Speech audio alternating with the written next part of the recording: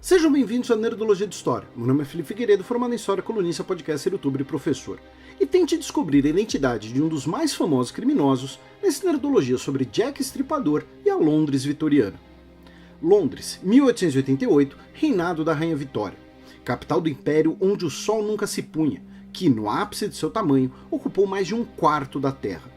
5 brutais assassinatos de mulheres na zona leste da cidade chocaram toda a população, e se tornaram mundialmente conhecidos, muito provavelmente realizados pelo mesmo homem, que passou a ser chamado de Jack o Estripador, o tema do Nerdologia Especial Criminosos desse mês. Habitualmente começamos com uma breve biografia da pessoa, mas nesse caso fica difícil, já que, 130 anos depois, não sabemos a identidade do assassino. Mais de 100 pessoas já foram suspeitas dos crimes, com dezenas de possibilidades apoiadas por algum grau de evidência. No geral, entre 3 de abril e 13 de fevereiro do ano seguinte, foram realizados 11 assassinatos no distrito de Whitechapel. Desses, 5 mulheres foram mortas entre 31 de agosto e 9 de novembro, chamadas de 5 canônicas. Elas são consideradas as vítimas confirmadas do mesmo assassino. As outras 6 são especuladas se também seriam obra de Jack o Estripador. A primeira vítima canônica foi Mary Ann Nichols, encontrada morta no dia 31 de agosto em uma rua na madrugada. No dia 8 de setembro, o corpo da segunda vítima canônica foi encontrado no quintal de uma casa. Na manhã do dia 30 de setembro, foram encontradas as 2 próximas vítimas, com menos de 1 hora separando os 2 eventos, um em uma rua, outro em uma praça. A quinta e última vítima canônica, Mary Jane Kelly, foi encontrada nas circunstâncias mais violentas das 5, no quarto de pensão em que ela vivia, na manhã do dia 9 de novembro. Todas as vítimas trabalhavam ao menos ocasionalmente como prostitutas. Todas as mortes foram de noite ou na madrugada, durante ou na véspera de um final de semana. Todas foram assassinadas com as gargantas cortadas e sofreram mutilações corporais que ficaram cada vez mais cruéis, com exceção da terceira vítima, quando o assassino provavelmente foi interrompido. A última vítima foi totalmente mutilada, incluindo a retirada de órgãos de seu corpo. Os assassinatos de Jack o Estripador estão ligados ao seu bairro, marcado pela pobreza, alcoolismo, violência e outros problemas sociais. A cidade de Londres passou por um processo de constante expansão e inchaço desde a Idade Média. Ao leste das antigas muralhas medievais, do lado de fora, crescia o bairro de East End, ao norte do rio Tâmisa. Por ser um dos bairros mais pobres de Londres, era um dos mais povoados. Com a primeira Revolução Industrial, dezenas de milhares de pessoas da zona rural britânica se deslocaram para o bairro, procurando trabalho na cidade, além dos primeiros imigrantes, que criaram uma comunidade ali, os Huguenots, que fugiam da perseguição religiosa na França. A industrialização e a expansão do Império Britânico fizeram do Porto de Londres o mais movimentado do mundo por quase 200 anos. Por causa do fluxo do rio Tâmisa, a zona leste da cidade era favorável para o estabelecimento de docas e estaleiros. Nas docas da zona leste da cidade chegavam produtos de todos os cantos do mundo.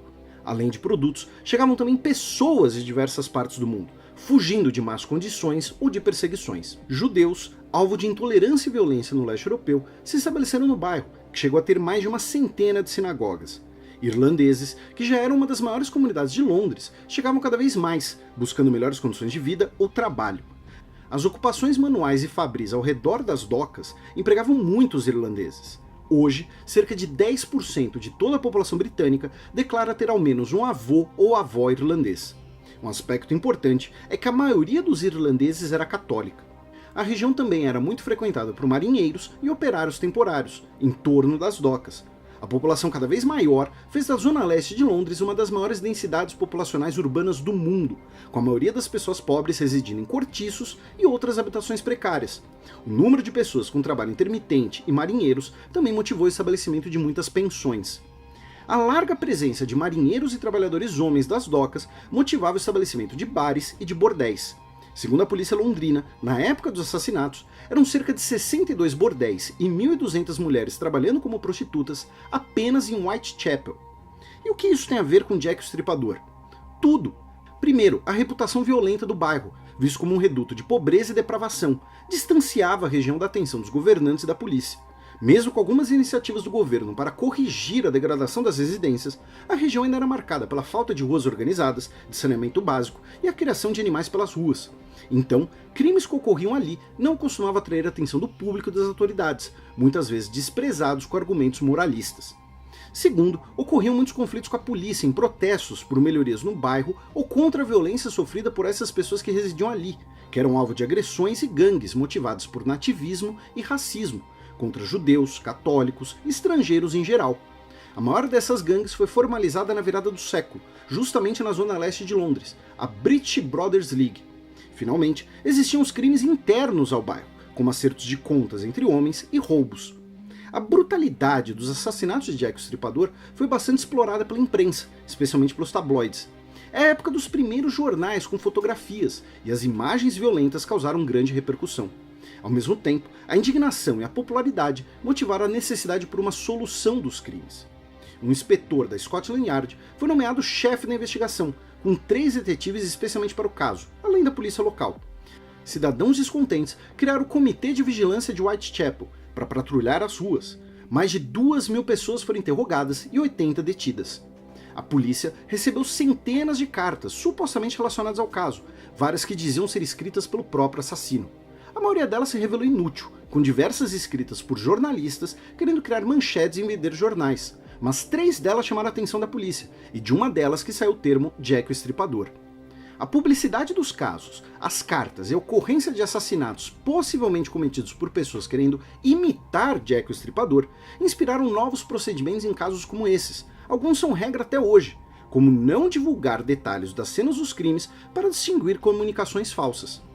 Foram interrogados especialmente médicos, açougueiros e funcionários de matadouros, devido ao conhecimento envolvido nas mutilações, incluindo os que trabalhavam em barcos que transportavam carne e gado nas docas.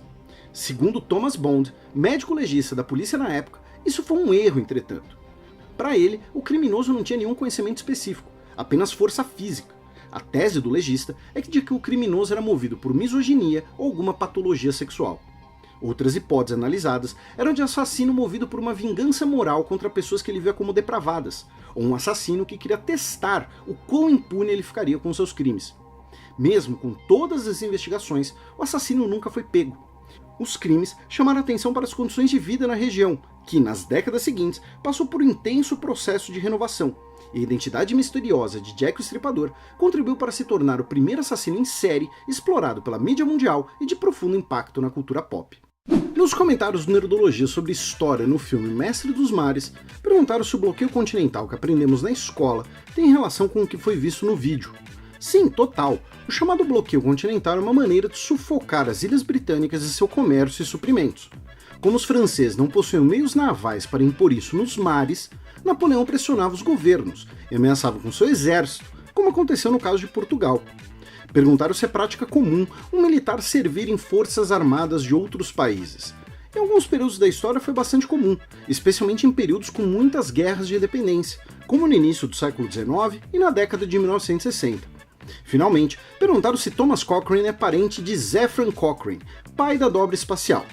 Embora seja uma brincadeira com um personagem fictício, é possível sim que Gene Roddenberry tenha se inspirado no personagem real para batizar o cientista de Jornada nas Estrelas, já que ele gostava muito de história naval e escreveu o Capitão Kirk baseado em outro famoso capitão britânico de navios da literatura.